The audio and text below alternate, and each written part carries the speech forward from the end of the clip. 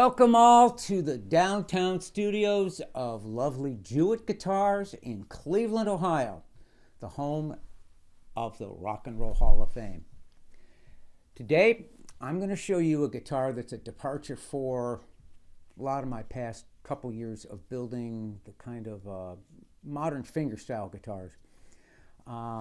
This is a DJ00. It's an L00 copy, and this came about in a very, very unusual way. And I'll tell you the backstory. My good friend Derek Dietrich, who's a pro athlete, Major League Baseball player, I built a guitar for him a couple years ago. He's from this area, and his parents still live here. And it turned out just great. And we sort of hit it off and became good friends since that time. We've kept in touch. And last summer, the summer of 2023, when he was kind of winding down his playing days and transitioning into his coaching career, he had some free time on his hand. And as a result, he was up here a lot, spending some time with his folks and all that, and coming in and jamming and all this other stuff. And we came up with this crazy idea that we should build a guitar together. And the result was this. Now, this was pretty much Derek's idea. He's been really intrigued and infatuated with the vintage guitars and kind of the modern interpretations that some builders do with those and relic them to make them look old. So that's what we decided to do. So the result is the DJ00, D for Derek, J for Jeff, and it's based on an L00, and we relic the finish, meaning that we sprayed the lacquer on and then we kind of used a process to make it look old by checking and crazing it. I'll get into that in just a little bit. But this beauty is just a really nice guitar to play, a very comfortable 00 type of model with a short scale, 24.75 I think it is. And it's just a great guitar to kind of noodle around on or just keep close by and pick it up and play. But we made some changes over the original that I'll get into in just a little bit. Anyways, let me just kind of go over what we came up with. Like the original, we have an Adirondack red spruce top, mahogany back and sides. And this mahogany back and sides is actually sinker mahogany that was recovered from the Hudson River. I acquired it about 5 years ago.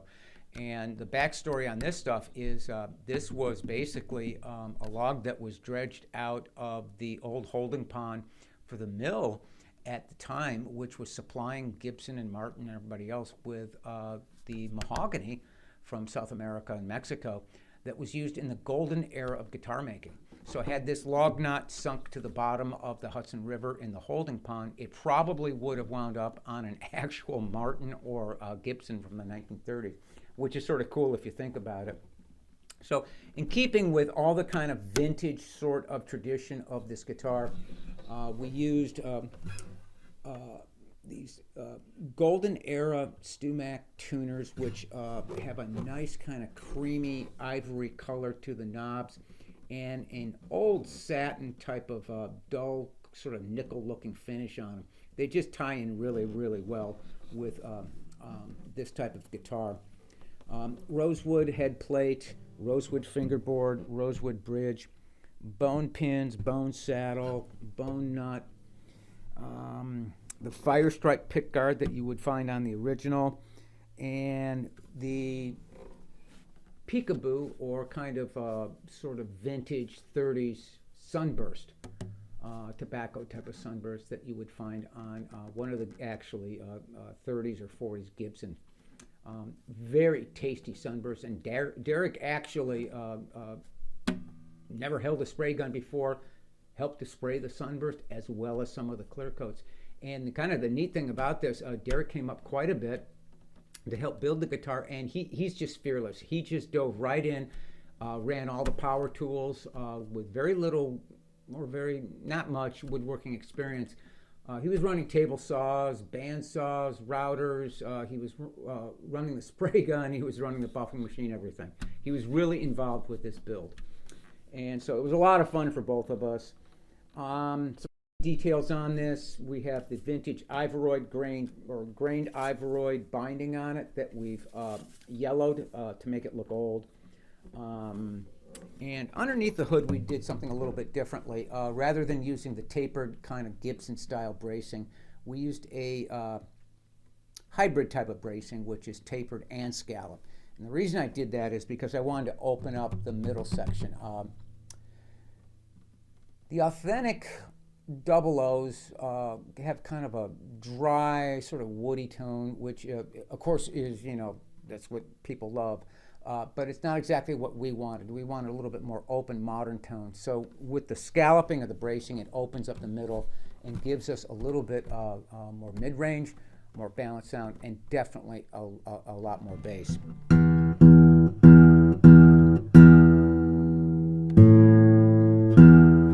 Which is nice if you do the sort of fingerstyle type of bluesy type of picking that I do. Derek is kind of more of a pick with a strummer, and this guitar really opens up nicely to a flat pick. So let's see. That's about it for all the appointments. I can't think of anything else. Other than the finish I told you about, we used a Cardinal lacquer product that is made without the additive that normally they put in lacquer to keep it flexible and keep it from checking. And when you spray that and buff it, level it out and all that stuff, and then hit it with some cold air, it checks nicely. You can actually hear it check. So let's give this thing a listen. I'll start off with just some finger picking, and then we'll go into flat pick, and then I'll wind up with maybe doing a little bit of slide work.